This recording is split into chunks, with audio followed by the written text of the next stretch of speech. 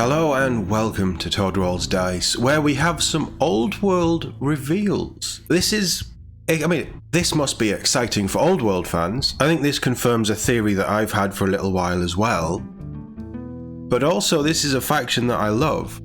So while I don't play old world, I have no plans on playing old world, I am eyeing these up. But how about we just run through this one? So bring chaos to the old world with a horde of rampaging marauders. Chaos casts a long shadow over the old world, and the northern coasts of the Empire are constantly under threat from marauders and barbarians from the frozen wastes beyond the seas. Many tribes gather there, worshipping aspects of chaos gods as totemic animals, carving out a brutal life in harsh environments and casting their eyes beyond their shores in jealousy. Whether they've pledged themselves to the blooded hound, the carrion crow, the slithering serpent, or the fell raptor, the tribes are unified in purpose. And as the Marauders of Chaos step foot abroad in a new campaign of terror, they have one promise: to burn the Westerland to ash. So this is Chaos Marauders Army Reinforcement Set. And as you can see, it's a usual style big box of the old world. You get like 5 or 6 units, something like that. In this case, it looks like 4 units of troops, 2 units of new cavalry, and these are all new plastic troops. Is Old World getting new plastic love? We continue to get little teases of it, don't we? That we're getting new stuff for Old World, that they're reinforcing Old World with whole new sculpts and really trying to make it its own thing. This is potentially huge for the Old World. The armor-clad legions of Chaos Warriors are soon to be reinforced by a horde of marauders who style themselves in leathers and furs, lest their ferociousness be shackled by iron. The Chaos Marauders Army Reinforcement Set is a way to add a shot of barbarian rage into your existing Warriors of Chaos army, or create an entirely new raiding party. It contains 50 new miniatures, a whopping 40 Chaos Marauders, and 10 Marauder Horsemen. Life in the frozen wastes of Norsca is harsh, and it takes people of a hardy stock not just to survive, but to thrive. Constant battles rage between the tribes, whose worship of the mercurial chaos gods and desire to expand their territories often leads them into conflicts that thin the herd further. What remains are resilient, brutal warrior tribes, whose leaders are influenced by the dark gods whispering in their ears. The peasant masses who live in Bretonnia and the Empire may not live in the lap of luxury, but these marauders are on their way to ensure what little comfort they may have is stolen away from them. And look at these models. These models are amazing. These are incredible fantasy style. I say Chaos Warriors, they're like feudal warriors, aren't they? Marauders. They're not necessarily old world. Obviously they have the chaos trappings and things, but for generic fantasy marauders and barbarians, I think these look amazing. This brand new plastic kit brings these warrior tribes to life in the form of muscular barbarians clad in fabrics, pelts and chainmail. Every miniature has a choice of 2 heads, and their shields and hand weapons are interchangeable, so you'll be able to build varied units. So it looks like we have clubs, war picks, axes, swords. I'm not seeing any spears. It's just a variety of hand weapons, isn't it? So that's a 2-handed weapon there. No, that's the drummer, maybe? No, that's a 2-handed weapon there. Interesting. Looks like a lot of variety. While the Taint of Chaos doesn't affect their outward appearance, some recognizable helmets and a range of trinkets and embellishments show how they worship the ruinous powers in their own ways. Chaos Standard there. And then this head, this style head, is just classic barbarian style, isn't it? We've got flails, that was the 2-handed thing.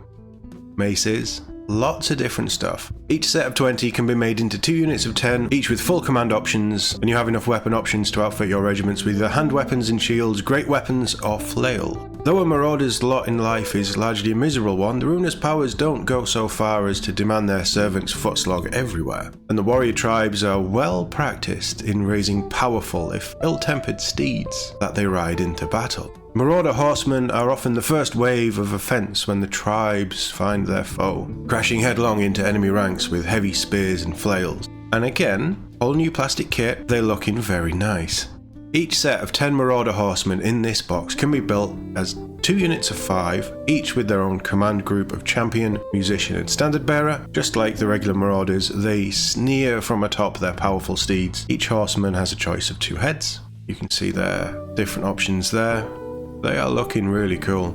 This box contains 2 new Warriors of Chaos transfer sheets, each containing 246 decals that cover an iconography of the Norscan tribes, as well as a whole section of runes to decorate your miniatures with. New miniatures means new unit profiles, and they arrive courtesy of a new, get ready, 48-page Arcane Journal. Arcane Journal, The Raising of Westerland. I may have to pick this up. These I could absolutely use as Dark Oath and supplement my Dark Oath tribes with. Down the line, I think I would like these miniatures anyway because they just look so cool. Don't really know what I'd do with them yet, but I think down the line when they come out on their own, I'm going to pick these up. This, I may have to pick up straight away. Not that I'm an old world channel, not that we're going there, but this sounds really cool. Just the lore of it, the idea of it, these marauding hordes, that's the side of Chaos that I love.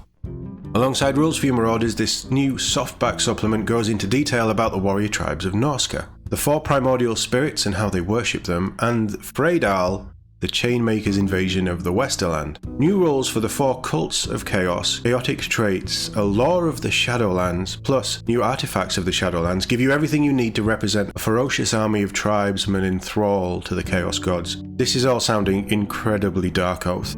They haven't changed anything between the 2 factions, have they? Between AOS and the Old World. Chaos Warriors are just Chaos Warriors. Never been so apparent to me before. Finally, a Path to Glory campaign lets you play a 500-point army on the warpath, growing them in size and strength. Play sounds like a good starter point actually. Accompanied by 3 new scenarios themed around the Marauders, you'll need the Arcane Journal, The War of Cetra's Fury for the campaign, and 3 Battle March size scenarios, and Ravening Hordes for the main Warriors of Chaos army rules. With Chaos rampaging abroad, make sure to keep your eye on the latest happenings for the Old World by checking on WarCom in the coming months. Okay. I mean, this to me sounds like an excellent release just before Christmas for the Old World, doesn't it? Why are we getting this as a WarCom article as well before we start to dissect this? This is the kind of thing that deserves a big reveal show. Mind you, you could have said that about the Ultramarines as well. Why are we not getting reveal shows anymore? Something's going on at Games Workshop. This sounds cool. Not necessarily bothered about the rules or anything, but the lore sounds fantastic. Definitely something that I'd like to play with for my Dark Oath. What are they? Demons? Demon dogs? They cool. I like these. I like everything about this. The horses look great. The new riders, stunning models. And the Marauders themselves, while we don't get great shots, they do look pretty good. And these individual models look stunning for the command. Really nice. It's a good looking box.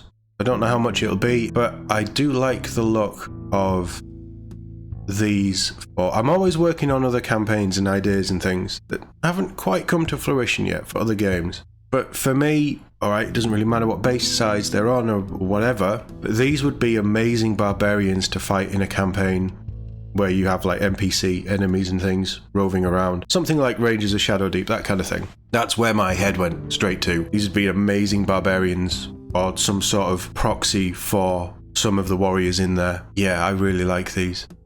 Very, very cool.